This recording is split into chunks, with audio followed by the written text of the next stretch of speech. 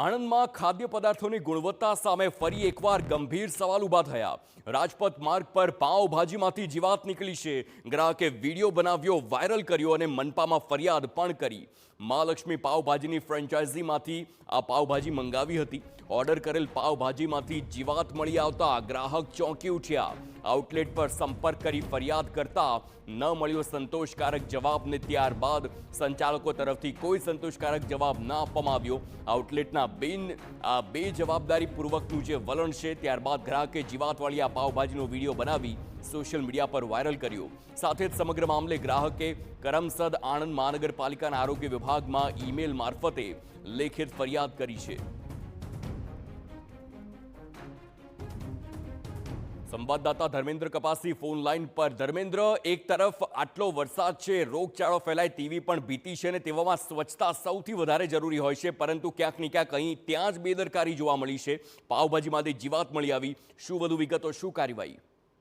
હાર્દિક, આણંદ શહેરની વાત કરવામાં આવે તો તાજેતરમાં જે રીતે વરસાદ વરસ્યો તો હવે કોર્પોરેશનનું તંત્ર, આરોગ્ય વિભાગ હરકતમાં આવ્યું છે અને ઠેર ઠેર ફોગિંગથી લઈ પાવડર છંટકાવથી લઈ કોઈ પણ પ્રકારના પાણીજન્ય રોગચાળા ન ફેલાય તેની તકેદારીના ભાગરૂપે 2 દિવસથી ફિલ્ડમાં કામ કરી રહ્યું છે।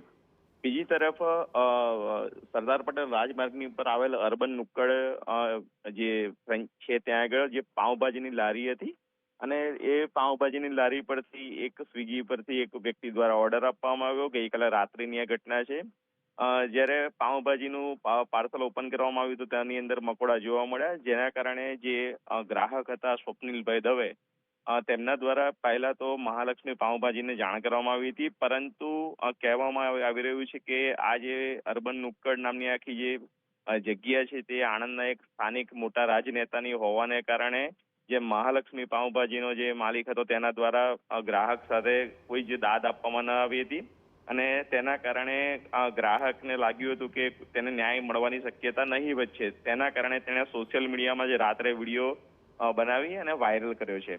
બીજી તરફ સમગ્ર મામલાની જાણ તેણે વિડીયો અને પુરાવાના સાથે આણંદ મહાનગરપાલિકાના ફૂડ વિભાગને પણ કરી છે।